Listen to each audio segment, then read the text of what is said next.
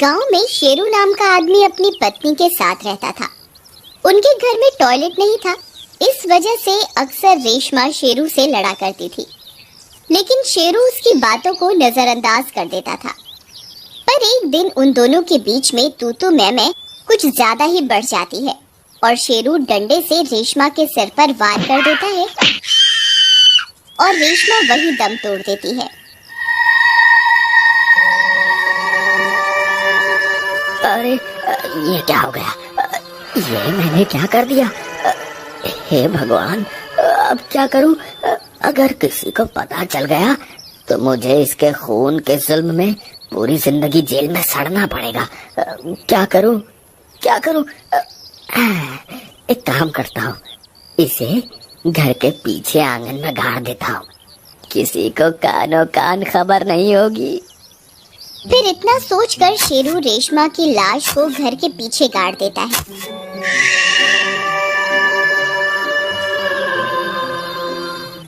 फिर कुछ दिन बीत जाने पर जब रेशमा किसी को दिखाई नहीं देती तो एक गांव वाला उससे रेशमा के बारे में पूछता है। अरे शेरू भाई, भाभी कहीं दिखाई नहीं दे रही आजकल, क्या बात है? क्या बताऊं भाई, वो मुझसे रोज लड़ लड़ कर परेशान हो गई थी। उसने मुझे तलाक दे दिया है और मुझे छोड़कर अपने मायके चली गई है। भाई ये तो बहुत बुरी खबर है भाई, है? चलो तुम उदास मत हो, तुम फिर से दूसरी शादी के बारे में कुछ सोच रहे हो क्या? है मेरी नजर में एक तलाकशुदा औरत है, तुम कहो तो तुम्हारे रिश्ते की बात चलाओ। हाँ भाई, हाँ क्यों नहीं भाई, जरूर जरूर। फिर कुछ ही दिनों में शेरू की शादी सीमा नाम की लड़की से हो जाती है। फिर शादी की पहली रात। अजी सुनिए, टॉयलेट कहाँ है? मुझे इस्तेमाल करना है। टॉयलेट तो नहीं है, तुम्हें बाहर ही जाना होगा। क्या? आपने घर में टॉयलेट तक नहीं बनवाया? देखिए जी, मुझे घर से बाहर खुले में जाने की आदत नहीं है। आप कल ही घर में टॉयलेट बनवाइए, नहीं तो मैं अपने मायके चली जाऊंगी। इतना बोलकर सीमा। अरे यार, ये तो छोड़कर जाने की धमकी दे रही है, अब क्या करूं? कहीं मैं फिर से अकेला ना पड़ जाऊं। एक काम करता हूं, कल टॉयलेट बनवा ही देता हूं, नहीं तो ये भी रेशमा की तरह रोज रोज चिक चिक करती रहेगी। अगला दिन होने पर शेरू टॉयलेट बनवाने का काम शुरू करवा देता है और 2 दिनों में टॉयलेट बनकर तैयार हो जाता है। टॉयलेट को तैयार देखकर सीमा की खुशी का ठिकाना नहीं रहता। फिर रात होने पर शेरू शौक में नहाने के लिए टॉयलेट जाता है और अपनी मस्ती में नहाने लगता है। तभी टॉयलेट सीट से एक औरत का हाथ बाहर निकलता है।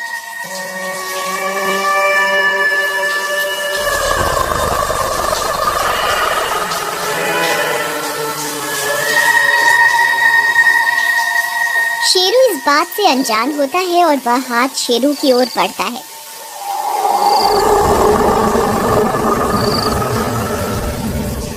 तभी सीमा शेरू को आवाज लगाती है। अजी सुनते हो? इतनी रात गए, आपको नहाने का क्या शौक चढ़ गया जी? सीमा की आवाज सुनकर वह हाथ वापस अंदर चला जाता है। अरे प्रियतम, बहुत मजा आ रहा है। अरे वाह वाह, ठंडे ठंडे पानी से नहाना चाहिए, गाना आए या ना आए, गाना चाहिए है। गाना आए या ना आए, गाना चाहिए। तभी वह हाथ फिर से टॉयलेट सीट से निकलता है और पीछे से शेरू की गर्दन को पकड़ लेता है। अरे अरे अरे कौन है? अरे कौन है? कौन है? अरे कौन है भाई? मुझे जान से मारना चाहते हो क्या? अरे छोड़ छोड़, मुझे छोड़। अरे छोड़ कपाल, अरे मेरी गर्दन छोड़ छोड़।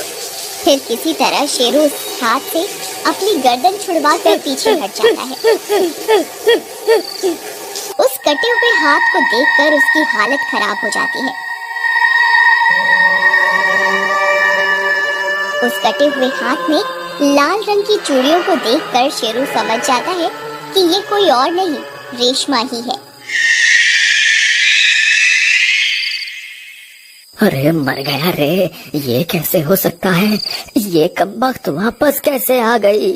अरे मर गया रे, अरे सीमा बचाओ, अरे कोई है, अरे बचाओ रे, अरे मर गया रे, हाय रे।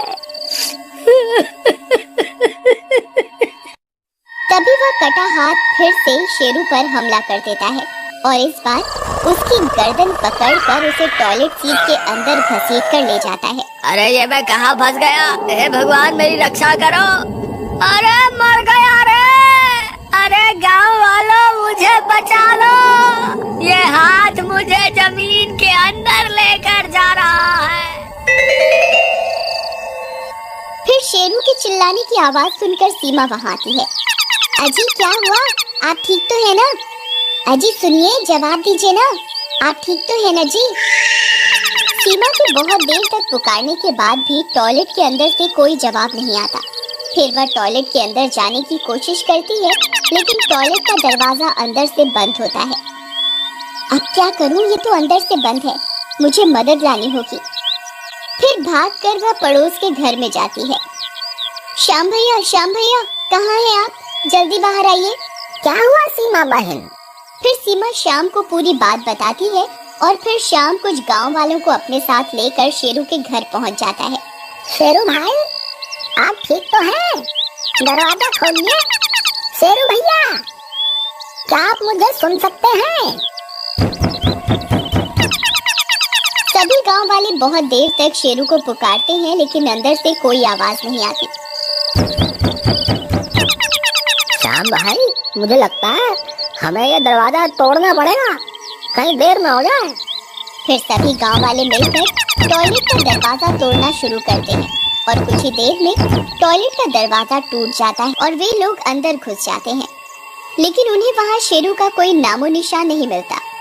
अरे यहाँ तो कोई भी नहीं है। सीमा बहन तुम्हें पक्का विश्वास है कि शेरू भाई टॉयलेट के अंदर ही मौजूद थे? हाँ श्याम भैया, ये कुछ देर पहले ही जोर जोर से गाना गा रहे थे और फिर अचानक से इनकी आवाज बंद हो गई। मैंने इन्हें बहुत देर तक पुकारा, लेकिन इनका कोई जवाब नहीं आया। श्याम भाई मुझे भी लगता है कि शेरू भाई टॉयलेट के अंदर ही थे, तभी तो टॉयलेट का दरवाजा अंदर से बंद था और यहाँ कोई इतना बड़ा रोशनदान भी नहीं है जिससे वो बाहर निकल सके।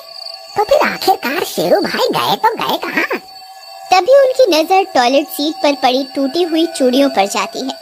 सीमा भाभी ये टूटी हुई चूड़ियाँ आपकी है? नहीं, मेरी एक भी चूड़ी अभी तक नहीं टूटी है, ये मेरी नहीं है। अगर ये आपकी नहीं है तो फिर ये किसकी चूड़ियाँ हैं? आखिरकार ये चूड़ियाँ यहाँ आई कैसे? फिर गांव वाले टॉयलेट सीट के अंदर झांक कर देखने लगते हैं। अरे भाई कहीं शौक में शेरू भाई इस टॉयलेट सीट के अंदर तो नहीं चले गए हैं? मुझे पक्का विश्वास है शेरू भाई ये देखने गए होंगे कि कमबख्त अंग्रेजी टॉयलेट सीट काम कैसे करती है।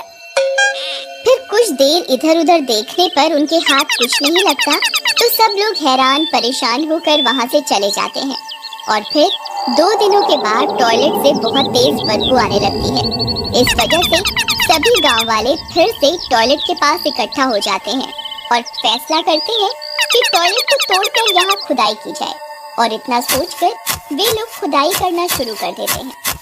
कुछ देर खुदाई करने पर उन्हें एक हाथ दिखाई देता है। उसने वही लाल रंग की चूड़ियां पहनी होती हैं। वो लाल चूड़ियों को देखकर लोगों को कुछ समझ में आने लगता है। फिर कुछ और खुदाई करने पर उन्हें रेशमा की लाश दिखाई देती है। उस लाश को देखकर सब चौंक जाते हैं। अरे भाई ये कहाँ है? ये तो रेशमा की लाश है, ये यहाँ कैसे आई? ससुरा शेरू तो बोल रहा था कि ये रेशमा उसे छोड़कर मायके चली गई है। दाल में जरूर कुछ काला है। फिर थोड़ी देर और खुदाई करने पर उन्हें शेरू की लाश भी मिल जाती है। उसकी लाश को देखकर सब समझ जाते हैं कि रेशमा की आत्मा ने ही शेरू को जमीन के अंदर घसीटा है। देखो भाइयों, रेशमा के हाथ में भी वही चूड़ियां हैं जिसके टुकड़े हमें टॉयलेट सीट के ऊपर मिले थे। इस शेरू ने ही उस बेचारी रेशमा का खून किया था और यहाँ घर के पीछे गाड़ दिया ताकि किसी को इसकी कानों कान खबर न लग सके। और इस तरह रेशमा का बदला पूरा हो जाता है और उसकी आत्मा को शांति मिल जाती है।